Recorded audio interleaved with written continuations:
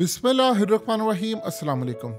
दुनिया में क्या हो रहा है और पाकिस्तान में क्या हो रहा है, इसका आप अंदाज़ा लगा सकते हैं कि कल पूरे पाकिस्तान के तमाम मीडिया चैनल्स के ऊपर काफ़ी देर तक ये खबर ब्रेक होती रही कि जी वाघा बॉर्डर के ऊपर भारतीय जो फौजी थे, जब वो परेड कर रहे हैं या कुछ भी वहाँ पर सेरेमनी चल रही है, तो वो उसकी असल में उसने शाउट करने की कोशिश की तो उसकी जो बंदूक थी वो ज़मीन पर गिरी और दूसरे सिपाही ने उसको उठा कर दी। अब ये एक असल में एक चीज़ है, खबर है, और पूरे मीडिया पर इसको ऐसे गर्दिश करवाया जा रहा है कि जैसे कश्मीर फतह हो गया।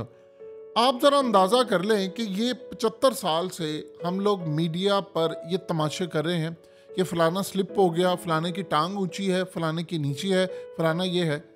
उसका जवाब कैसे भारत देता है? आप अंदाज़ा कीजिए कि इस वक्त पाकिस्तान के ख़िलाफ़ जो सेंटीमेंट्स हैं वो जितने अब उरूज पर हैं कभी भी नहीं थे। ये जो हालिया राजनाथ सिंह ने बात की थी, उसने कहा था कि जब हम आज़ाद कश्मीर यानी पाकिस्तान वाले कश्मीर में अपनी फ़ौजें उतारेंगे तो आपने अपनी फ़ौज का साथ देना है और हमने पाकिस्तान के ख़िलाफ़ लड़ना है। ये राजनाथ सिंह ने कहा था। उसने कहा था कि जब हम जाएंगे तो आपने हर तरह से अपनी फ़ौज की मदद करनी है। वो किस तरह करनी है, वो प्लान जो देंगे वो एक अलग चीज़ है। अब आप ज़रा अंदाज़ा कर ले कि इसी वाघा बॉर्डर के ऊपर हमारी खबर क्या है और उन्होंने आकर क्या किया है। गदर 2 मूवी रिलीज़ हुई है भारत के अंदर, और आप जानते हैं कि सन 2000 के बाद एक फिल्म रिलीज़ हुई थी भारत के अंदर, गदर 2, और इस फिल्म में सनी देओल, अमीषा पटेल ने किरदार अदा किया। आप अंदाज़ा कीजिए 20-22 साल बाद उस फिल्म का सीक्वल रिलीज़ होता है। बॉलीवुड पूरी तरह इस वक्त बर्बाद हो रहा है, कंटेंट वहाँ पर है नहीं बिल्कुल भी, और वहाँ पर आप फिल्म बना नहीं सकते। वहाँ अब आपको फिल्म जो बनानी है वो वाली बनानी है जो बिकती है। अब हुआ क्या है, सनी देओल और अमीषा पटेल, इनको फिल्मों में कोई नहीं लेता। यानी आप ये सोच लें इनकी वैल्यू बिल्कुल ज़ीरो हो चुकी है, कोई इनको पूछता नहीं है। अगर कोई इनकी फिल्में आप निकाल कर देख ले पिछले 5-7 साल में, तो हार्डली बहुत भी ज़्यादा अगर इन्होंने कमाई की हो 30-35 करोड़, इससे ज़्यादा नहीं। इतना तो फिल्म का बजट इससे ज़्यादा होता है। अब हुआ क्या है कि गदर 2 मूवी की रिलीज़ की प्रमोशन जो थी करवाने से पहले उन्होंने अमीषा पटेल और सनी देओल, इन दोनों को वाघा बॉर्डर पर लेकर आए हैं। वहाँ पर लाकर प्रमोशन की, क्योंकि फिल्म सारी पाकिस्तान के खिलाफ थी। वहाँ पर अपने सिपाहियों के साथ उन्होंने तस्वीरें बनवाई, फुटेजेस बनवाई, वहाँ पर सारा कुछ काम किया, और उसके बाद इतनी प्रमोशन की, इतना उसको मीडिया पर बताया कि सनी देओल वाघा बॉर्डर गया है, अमीषा पटेल वाघा बॉर्डर गई है, वहाँ पर जाकर उन्होंने अपने सिपाहियों को सलाम किया है। क्योंकि इस फिल्म के अंदर सारे का सारा वही मंजर था कि पाकिस्तान के खिलाफ, पाकिस्तान की फौज के खिलाफ। अब आप ज़रा अंदाज़ा कीजिए कि जिन लोगों की फिल्में 30-35 करोड़ या 20-25 करोड़ से ज़्यादा का बिजनेस नहीं कर पा रही थी, लाइफ टाइम बिजनेस, वहाँ पर जब गदर 2 मूवी रिलीज़ होती है तो रिलीज होने के सिर्फ 2 दिन के अंदर वो 83 करोड़ इंडियन रुपीस का बिजनेस करती है। पहले दिन 40 करोड़ का बिजनेस किया, दूसरे दिन 43 करोड़ का बिजनेस किया, यानी 83 करोड़ का बिजनेस किया। और पाकिस्तानी करेंसी में अगर देखें तो उनका 1 रुपया हमारा 3.48 रुपए के बराबर है, यानी तकरीबन 350 करोड़ रुपए पाकिस्तानी का बिजनेस उसने सिर्फ 2 दिन में फिल्में किया है।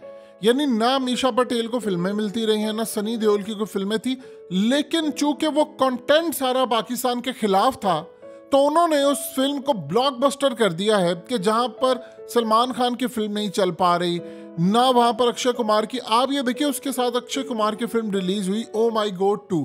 कभी ओ माई गॉड फिल्म रिलीज हुई थी तो उसने कितना बिजनेस किया था, कितनी हिट थी, जिसमें सारी दुनिया, आज तक उसके क्लिप भी पाकिस्तान में चलते हैं। लेकिन ओ माई गॉड 2 जो फिल्म है वो अक्षय कुमार की रिलीज होती है, वो 10 करोड़ का बिजनेस करती है।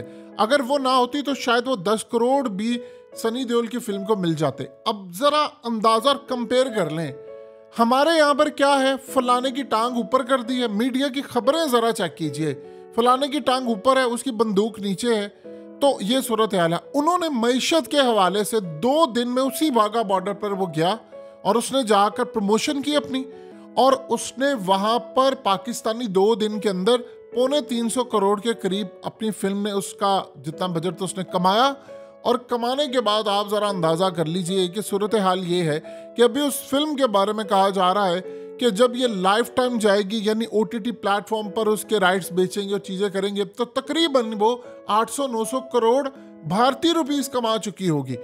शाहरुख खान की फिल्म आती है पठान, उस फिल्म के अंदर कोई कहानी नहीं है, बिल्कुल 0/0 कहानी है।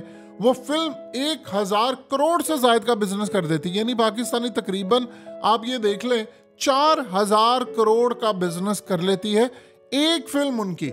और उस फिल्म के अंदर क्या है कि वो रॉ के एजेंट का किरदार अदा कर रहा है।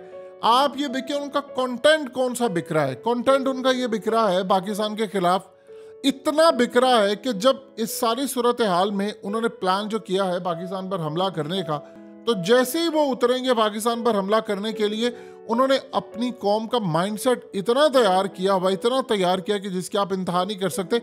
और हमारे मीडिया की जानिब से ज़रा सूरत हाल देख लें कि आप उनको क्या कहते हैं कि जी फलाने की बंदूक गिर गई, फलाने का वो गिर गया। ये आपके मीडिया ने, और वो फुटेज के बारे में अभी पता भी नहीं है कि न्यू है, 10 साल पुरानी है, जो भी सूरत हाल है।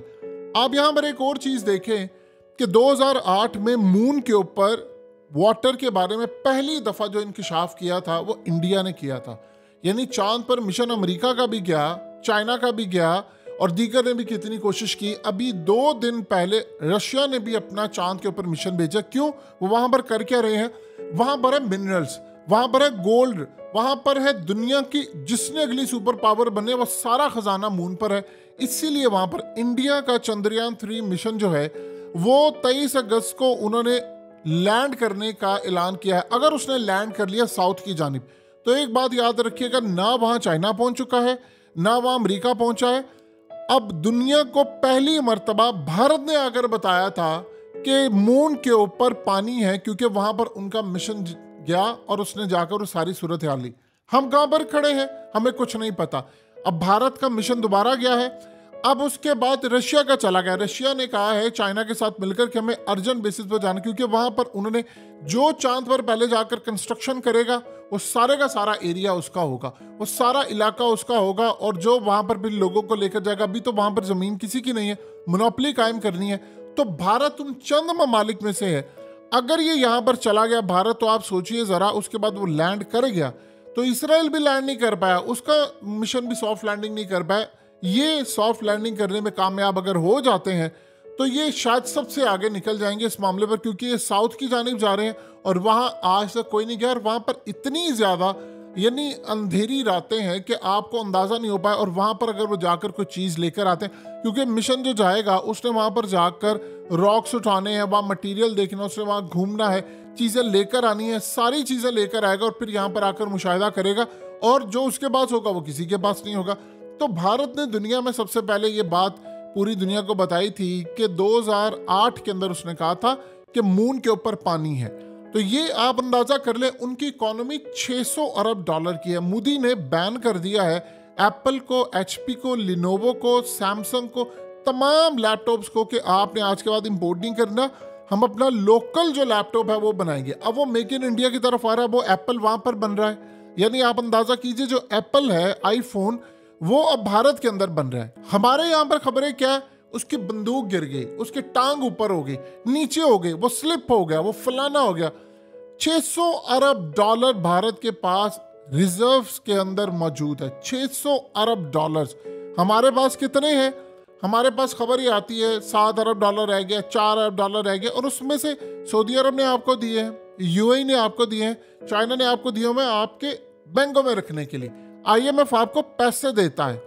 आपके पास अपने कितने रिजर्व हैं हमें आज तक यही नहीं पता, या 1 होंगे या 2 होंगे, और वो भी नहीं होते। यानी इस सारी सूरत हाल के अंदर आप अंदाजा कीजिए वो इकोनॉमिक वाइज हमारे साथ कितनी ज्यादा मुकाबला करने की जो बातें करते थे वो कहां से कहां पहुंच गए हैं। और इस सूरत हाल में हमारे मीडिया पर फिल्में बननी चाहिए थी, हम उनका मुकाबला करते, हम बताते उनको, इसका जवाब हम देते अपनी मूवीज के साथ। लेकिन हमने क्या किया, हमारी सूरत हाल क्या है वो आप सबके सामने है कि उन्होंने सिर्फ 2 दिन के अंदर पाकिस्तानी 350 करोड़ रुपए का बिजनेस कर लिया है गदर मूवी से। और वो वहां पर जहां पर हम उसके बारे में खबरें थे, आप ये बताएं कि हमने इकोनॉमिक वाइज भारत को पीछे छोड़ दिया, हम चांद पर चले गए या हम मरीख पर चले गए या हम फलानी जगह पर चले गए, या हमने मेड इन पाकिस्तान के अंदर लैपटॉप्स बना दिए, मोबाइल बना दिए, हमने कोई अपनी गाड़ी बना दी, वहाँ पर वो सारी चीज़ें बन रही हैं। वहाँ पर आप प्राइसेस देख लें, वहाँ पर डॉलर का रेट देखें, यहाँ पर आपको मुकाबला करना था और आप मुकाबला कर रहे हैं कि टांग ऊंची है, स्लिप हो गया, वो नीचे गिर गया। ये हमारे मीडिया की औकात है और हम इस तरह अपने मुल्क को आगे ले जाना चाहते हैं। 75 साल बाद भारत हमसे एक दिन बाद आज़ाद हुआ है। आज भारत कहाँ पर खड़ा है और हम कहाँ पर खड़े हैं, आप अंदाज़ा लगा सकते हैं।